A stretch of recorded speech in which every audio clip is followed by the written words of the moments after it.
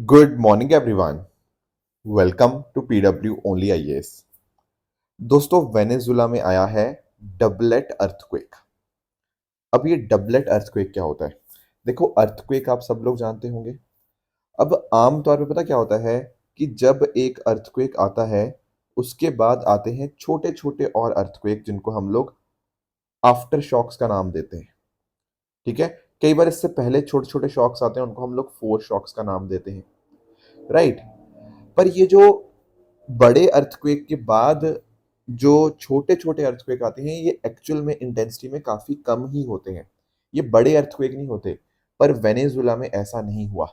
Venezuela में पहले आया 7.2 मैग्नीट्यूड का बहुत बड़ा अर्थक्वेक, और उसके 40 सेकंड के बाद एक और भी बड़ा अर्थक्वेक आया 7.5 मैग्नीट्यूड का। तो नॉर्मली जो हमें देखने को मिलता है ना कि हाँ, एक बड़े अर्थक्वेक के आसपास छोटे-छोटे अर्थक्वेक आते हैं। वेनेजुला में ऐसा नहीं हुआ। वेनेजुला में 2 लगातार बड़े अर्थक्वेक आए, और इसीलिए इसको बोला जा रहा है डबलेट अर्थक्वेक। अब क्वेश्चन आएगा कि सर इतना क्या हो गया कि इतना बड़ा 2 अर्थक्वेक आ गए, 188 लोगों की यहाँ पे डेथ हो गई, 1500 से भी ज़्यादा लोग यहाँ पे इंजर्ड हो गए। ऐसा हुआ क्यों? देखो, पहले तो आप यहाँ पे समझना कि आप सब लोगों ने प्लेट टेक्टोनिक्स तो समझ ही रखी है, राइट? प्लेट टेक्टोनिक्स आपने ज्योग्राफी के अंदर पढ़ा होगा।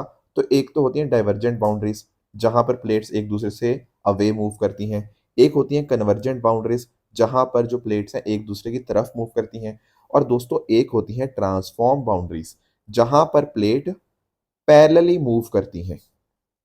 तो अभी यहाँ पर जो वेनेजुला का केस बना ना, वो दरअसल में ट्रांसफॉर्म वाला ही केस था। पॉइंट आता है कैसे? जैसे यहाँ पे नोटिस करो कि एक इधर मूव कर रही है प्लेट, एक इधर, तो पैरेलल मूवमेंट यहाँ पे है। इसको हम स्ट्राइक स्लिप यहाँ पे बोलते हैं। तो हुआ पता क्या वेनेजुला के केस में? जैसे वेनेजुला आता है साउथ अमेरिकन कॉन्टिनेंट में। अब यहाँ पर एक प्लेट इधर को मूव कर रही है, एक प्लेट इस साइड को मूव कर रही है, तो यहाँ पर आपको पैरेलल मूवमेंट यहाँ पे देखने को मिला। तो ये जो वेनेजुला का इधर वाला हिस्सा है ना, नदन वाला हिस्सा, यहाँ पर आपको बहुत बड़े स्तर के ऊपर आपको ये अर्थक्वेक देखने को दो जो हैं वो मिले हैं। अब आप लोग बेसिक जानकारी रखते होंगे अर्थक्वेक के बारे में। जैसे एक होता है फोकस पॉइंट। फोकस पॉइंट क्या होता है? यहीं से ही आपकी जो सीस्मिक वेव्स है वो निकलनी स्टार्ट होती हैं, और इसी के ऊपर एक पॉइंट होता है धरती के ऊपर, which is called as epicentre. ये सरफेस ऑफ द अर्थ के ऊपर होता है, which is the point above the focus is called epicentre. Right. और इस तरह से इसकी जो आपको फॉल्ट लाइंस के माध्यम से ये जो अर्थक्वेक्स होते हुए देखने को मिल जाएंगे। अब एक इंटरेस्टिंग बात यहाँ पे ये भी है ना कि ये वाले जो अर्थक्वेक्स हैं, ये थोड़े शैलो अर्थक्वेक हैं। शैलो समझते हो? जिनकी गहराई ज़्यादा नहीं होती। देखो, जिनकी गहराई ज़्यादा होती है उनको हम बोलते हैं डीप अर्थक्वेक, जिनकी गहराई थोड़ी कम होती है उनको बोलते हैं शैलो अर्थक्वेक। अब ये जो वेनेजुला वाला केस था ना, वेनेजुला में ये थे शैलो अर्थक्वेक। शैलो मतलब गहराई कम थी। अगर देखो गहराई कम होगी तो उस केस में धरती पर जो सीस्मिक वेव पहुंचेंगी वो काफ़ी स्ट्रांग होंगी। स्ट्रांग होंगी तो इससे धरती बहुत ज़्यादा हिलेगी। धरती हिलेगी तो बहुत सारे लोगों की यहाँ पे डेथ हो सकती है। पर अगर मान लो अर्थक्वेक डीप होता, मतलब ज़मीन के काफ़ी अंदर जो है, यहाँ से आपका ओरिजिन उसका स्टार्ट हुआ, तो उस केस में आपके सरफेस तक पहुँचते-पहुँचते जो सीज़मिक वेव है, वो थोड़ी-सी कमज़ोर हो जाती है, और इसीलिए अगर धरती हिलती है ना, तो उतनी इंटेंस नहीं हिलती। तो वेनेजुला में इतनी ज़्यादा तबाही होने के पीछे एक और कारण भी था, वो ये था शैलो अर्थक्वेक का, कि जो डेप्थ थी वो उतनी ज़्यादा नहीं थी, जिस वजह से डिस्ट्रक्शन जो है वो काफ़ी ज़्यादा देखने को हमें यहाँ पे मिला है। बाकी देखो, इसकी लोकेशन तो मैंने आपको समझा ही दी। वेनेजुला आपका साउथ अमेरिका कॉन्टिनेंट के अंदर यहाँ पे आता है। काफ़ी रिसोर्स रिच कंट्री है, और आपने सुना ही होगा कि दुनिया के सबसे ज़्यादा ऑयल रिजर्व्स जो प्रूवन हमें देखने को मिलते हैं, वो वेनेजुला के अंदर ही यहाँ पे देखने को मिल जाएँगे। अब इसकी जो कोस्ट लाइन है वो कैरेबियन सी और अटलांटिक ओशन के साथ यहाँ पे टच होती है। और इसके आप बात करें ईस्टर्न साइड की, तो ईस्टर्न साइड में आप जैसा पिक्चर में देख पा रहे होंगे, ईस्टर्न साइड में यहाँ पे आपको गुआना कंट्री देखने को मिल जाएगी। उसके अलावा सदर्न साइड में आपको ब्राज़ील और आपको कोलंबिया कंट्री देखने को मिल जाएगी west and south west region के अंदर। तो ये कुछ बातें थी वेनेजुला के बारे में और इस अर्थक्वेक के बारे में जो आपको पता होनी चाहिए थी। बाकी मैंने आपको समझा दिया इसके पीछे का जो कारण था, वो सारा आई होप आप यहाँ पे समझ पाए होंगे। राइट। दोस्तों, डेट है आज की 26 जून 2026, एंड आप सभी का स्वागत है, आप सभी का आज के प्रीलिम बूस्टर न्यूज़ डिस्कशन में। चलिए स्टार्ट करते हैं। दोस्तों, पहला हमें जो टॉपिक आज डिस्कस करना है वो है index of services production ISP के बारे में। थोड़ा अंडरस्टैंड करते हैं। देखो, आप लोगों को मैंने इकोनॉमी के अंदर बहुत बार आईआईपी पढ़ाया है। Index of industrial production. और बल्कि जब जब ये करंट अफेयर में आता है मैं आपके साथ वो भी डिस्कस करता रहता हूँ। इंडेक्स ऑफ इंडस्ट्रियल प्रोडक्शन हमें बताता है कि हमारी इंडस्ट्रीज कैसे काम कर रही हैं। हमने देखा ना एनएसओ इसको रिलीज करता है, इसके माध्यम से हमें पता लग जाता है कि हमारी मैन्युफैक्चरिंग इंडस्ट्रीज कैसा काम कर रही है। और इसके बाद हमने कोर सेक्टर इंडस्ट्रीज भी देखी हुई हैं, है ना। तो इंडस्ट्रीज का एक आइडिया लगता रहता है। तो हमने देखा यार हम इंडस्ट्रीज का तो स्टडी करते हैं, क्यों ना हम एक काम करें, हम सर्विसेज के बारे में भी सेम चीज देखें। तो हमने ना अब जुलाई मंथ से हम क्या स्टार्ट करेंगे, हम स्टार्ट करेंगे इंडेक्स ऑफ सर्विसेज प्रोडक्शन। ये नया निकालने जा रहे हैं। हमारा जो मोस्पी है ना, ministry of statistics and programme implementation, वो जुलाई 2026 से एक नया इंडेक्स लॉन्च करने जा रही है, इंडेक्स ऑफ सर्विसेज प्रोडक्शन, जिसके माध्यम से हमें पता लगता रहेगा कि हमारा सर्विस सेक्टर कैसे कैसे मूव कर रहा है, कैसे कैसे काम कर रहा है। अब ये इंडेक्स एनएसओ कंपाइल करेगा जो कि मोस्पी के अंतर्गत आता है। और ध्यान रखिएगा ये हर महीने आया करेगा, मंथली बेसिस के ऊपर होगा। हर महीने आएगा तो हमारे पास डेटा बहुत ही रेगुलरली आता रहेगा, हाई फ्रीक्वेंसी इंडिकेटर होगा। तो अगर सर्विसेज में कुछ गड़बड़ चल रही होगी तो हमें पहले ही पता लग जाएगा, हमें उसके लिए क्वार्टर का इंतजार करने की यहाँ पे जरूरत नहीं पड़ा करेगी। ये इसका फायदा है। अब इसके लिए डेटा इस्तेमाल होगा आपका जीएसटी डेटा, उसके अलावा एडमिनिस्ट्रेटिव रिकॉर्ड और आपका annual survey of incorporated services sector enterprise, इनका डेटा हम इस्तेमाल करेंगे। ध्यान रखना यहाँ पर आपके अनऑर्गेनाइज सेक्टर इनका डेटा नहीं लेंगे, या फिर आपका जैसे public administration, defence, central banking operations, ये सब आपकी जो एक्टिविटीज हैं इनको इंक्लूड नहीं किया जाएगा under index of service production. ये बात आप ध्यान में रखेंगे। तो हर महीने आएगा, पर 2 महीने के लैग के साथ आएगा ताकि प्रॉपर डेटा हमारे सामने यहाँ पे आ पाए। तो इस तरह से ये होगा। बाकी इस आईएसपी को कंपाइल करने के लिए हमने लेजेपियर वॉल्यूम इंडेक्स का इस्तेमाल किया है। बेसिकली यहाँ पर पता क्या होता है कि जो वेटेज होता है, जो क्वांटिटी होती है, उसको हम यहाँ पे एक तरह से हम बेस ईयर के मुकाबले यहाँ पे देखते हैं कि कैसे कैसे चेंजेस हुए बेस ईयर के मुकाबले। तो वो सब यहाँ पे देखा जाएगा। तो जैसे हम नोटिस करते हैं ना जीडीपी कैलकुलेशन में भी, तो बस वही सेम चीज है यहाँ पर भी कि इनका कितना कंट्रीब्यूशन है जीवीए ग्रॉस वैल्यू एडिशन के अंदर with base year fixed at 2024-25। तो उसी मेथोडोलॉजी का हम यहाँ पे इस्तेमाल करेंगे। वेट जो है उनका फिक्स रहेगा, उनकी जो इंपॉर्टेंस है वो फिक्स रहेगी। तो ऐसे आपकी बहुत सारी इंडस्ट्रीज हैं, trade, transport, banking, insurance, telecommunication, hospitality, real estate, professional service, entertainment. तो ये सारी अलग अलग जो सर्विसेज हैं हम यहाँ पे इनको कंसिडर करेंगे in order to find the index of services production. आगे आएंगे दोस्तों, अगला टॉपिक है हमारे सामने 16th century Vijayanagara inscription discovered in Seshachalam forest. देखो सबसे पहले तो ये देखो, ये जो शेषाचलम फॉरेस्ट है ना, ये आपको त्रिपुटी डिस्ट्रिक्ट में देखने को मिलता है इन आंध्र प्रदेश। अब यहाँ पर ना आर्कियोलॉजिकल सर्वे ऑफ इंडिया की एक टीम गई, उन्होंने इस जंगल के अंदर कुछ जगहें देखी। इस जंगल के अंदर इनको 16वीं सदी के विजयनगर एरा के इंस्क्रिप्शंस आपको देखने को मिल जाते हैं। जैसे फॉर एग्जांपल यहाँ पर जो इनको इंस्क्रिप्शन मिला, यहाँ पे ये वाला इंस्क्रिप्शन, तो यहाँ पर उन्होंने नोटिस किया कि ये तो सदाशिव राया जो कि उस टाइम 1554 में वहाँ पे राजा थे, उनका यहाँ पे बारे में बताया गया है इस पर्टिकुलर यहाँ पे जो इंस्क्रिप्शन है इसके ऊपर। और plus at the same time इसके ऊपर ये भी लिखा गया है कि जो राजा है वो एक तरह से तीर्थ यात्रा पे जा रहे हैं। राजा ने वहाँ के जो लोकल टेम्पल हैं उनको यहाँ पे पैट्रोनेज दी है, ग्रांट्स दी है, एडमिनिस्ट्रेटिव ग्रांट्स, वो सारी बातें हमें यहाँ पे देखने को मिल रही हैं। तो इस तरह से 3 इस तरह के इंस्क्रिप्शन हमें यहाँ पे मिले हैं सदाशिव कोना में, जो कि शेषाचलम फॉरेस्ट के अंदर ही है। अब ये इंस्क्रिप्शन तेलुगु में है, तमिल में है, कन्नड़ा लैंग्वेज में है। तो कहीं ना कहीं दिखाता है कि विजयनगर के समय के ऊपर मल्टी कल्चरल सोसाइटी थी, अलग मल्टी लिंगुअल सोसाइटी भी थी, अलग अलग लैंग्वेजेस बोली जाती थी आपके इस पर्टिकुलर सोसाइटी के अंदर, और सब लोग मिलजुल कर रहते थे। इसके अलावा यहाँ पर दिखाया गया है कि जो राजा थे वो किस तरह से तीर्थ यात्रा पे गए सदाशिव कोना के। उसके अलावा शिवा टेम्पल जो है उसका कंस्ट्रक्शन करवाया गया, एक मठ का भी कंस्ट्रक्शन करवाया गया, ग्रांट्स दी गई टेम्पल को मेंटेन करने के लिए। ये सारी चीजें हमें यहाँ पे इस पर्टिकुलर इंस्क्रिप्शन से यहाँ पे पता लगी हैं। उसके अलावा आपको ना एक गुड़ी मल्लम परासुमवेश्वर टेम्पल, ये दरअसल में एक बहुत ही पुराना लॉर्ड शिवा को डेडिकेटेड एक टेम्पल है। तो इस पर्टिकुलर इंस्क्रिप्शन में ये भी पता लगा है कि यहाँ पर राजा के द्वारा लैंड ग्रांट्स और आपका टैक्स असाइनमेंट्स दी गई थी इस पर्टिकुलर टेम्पल के लिए। तो ये सारी बातें हमें यहाँ पे विजयनगर एरा के रिगार्डिंग हमें यहाँ पे पता लगती हैं।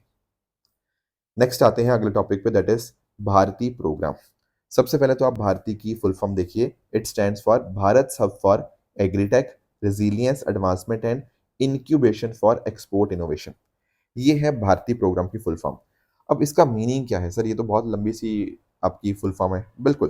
देखो, आप एक बात अंडरस्टैंड करना, जब मैं बात करता हूँ भारत की एग्रीकल्चर सेक्टर की, या मैं बात करता हूँ फूड प्रोसेसिंग जो आपका सेक्टर होता है, हम चाहते हैं कि भाई देखो, ये जो सेक्टर्स में हमारे काफ़ी सारे स्टार्टअप्स काम कर रहे हैं ना, हम इन स्टार्टअप्स का पूरा पोटेंशियल हम यहाँ पे इनका हम इनको आइडेंटिफाई करें और इनको डेवलप करें।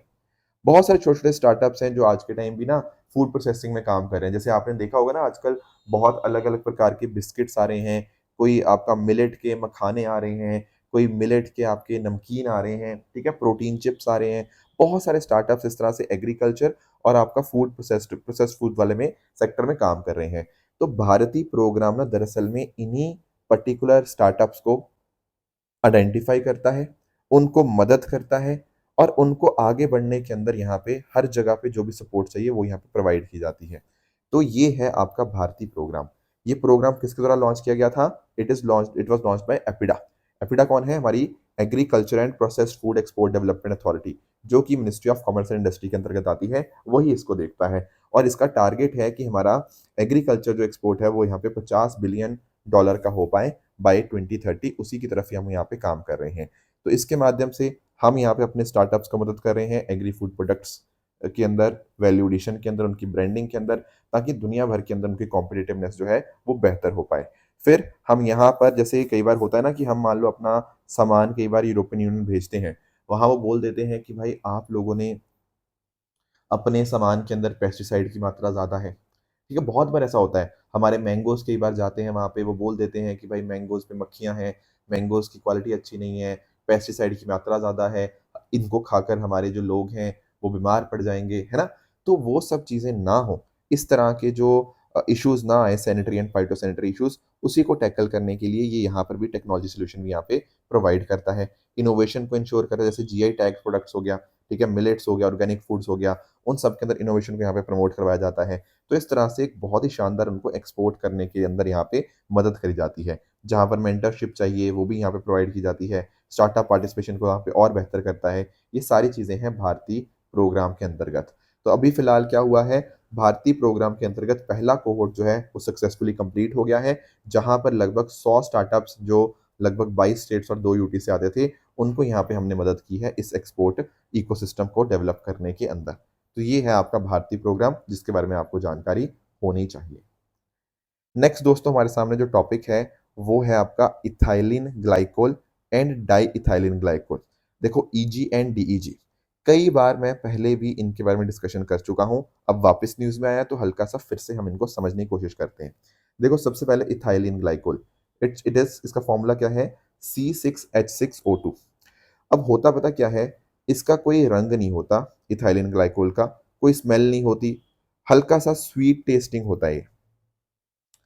अब इसका ना इस्तेमाल होता है एंटी फ्रीज के तौर के ऊपर। बहुत इंपॉर्टेंट वर्ड है ये, एंटी फ्रीज। अब क्वेश्चन आएगा, सर एंटी फ्रीज का मतलब क्या? देखो, आपकी गाड़ियां होती है ना, आपकी गाड़ियों में कई बार आपने नोटिस किया होगा कि कई बार आपकी गाड़ियों का जो रेडिएटर वगैरह है वो जम जाता है, ठीक है ना?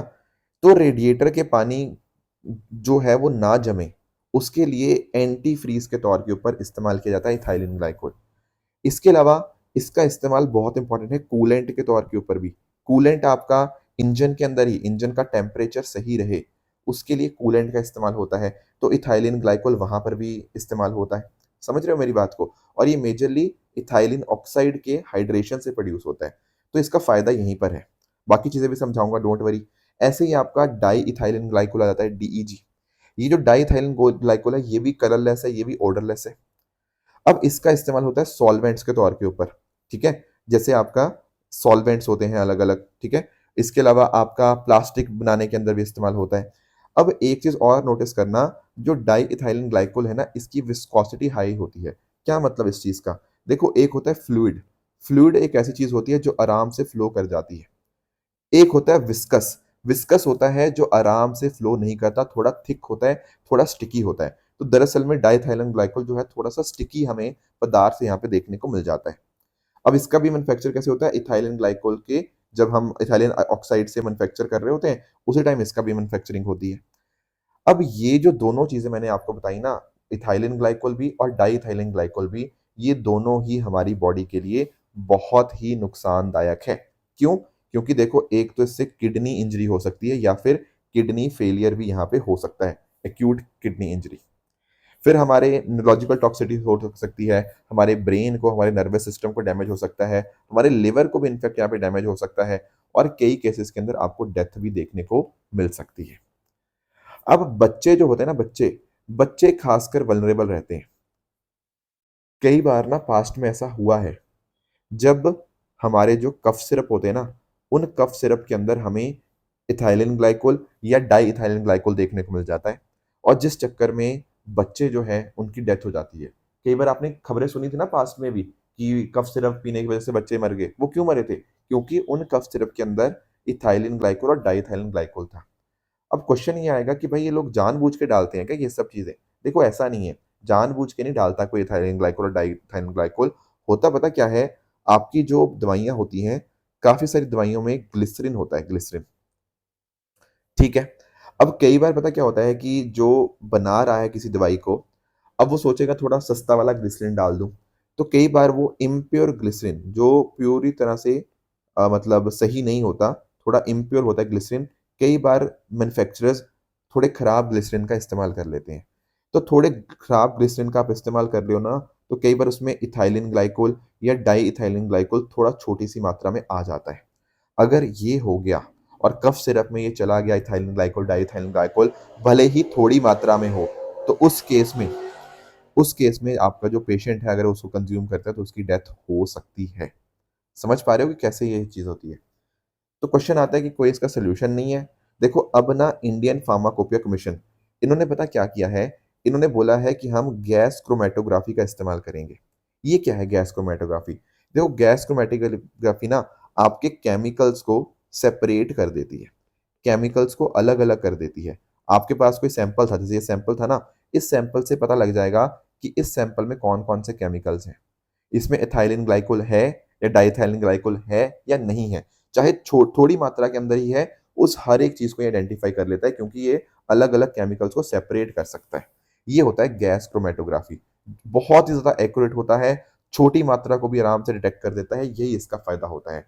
तो हमने ये सोचा है कि अब हमारा जो इंडियन फार्माकोपिया कमीशन है, वो यहाँ पे ट्रेनिंग देगा कि कैसे इस पर्टिकुलर मेथड से हम यहाँ पे इथाइलिन ग्लाइकोल और डाइथिलिन ग्लाइकोल की जो मात्रा है उसको यहाँ पे चेक करेंगे कि कहीं ये चीजें तो नहीं है, ताकि दवाइयों की जो सेफ्टी है हम यहाँ पे उसको इंश्योर कर पाए।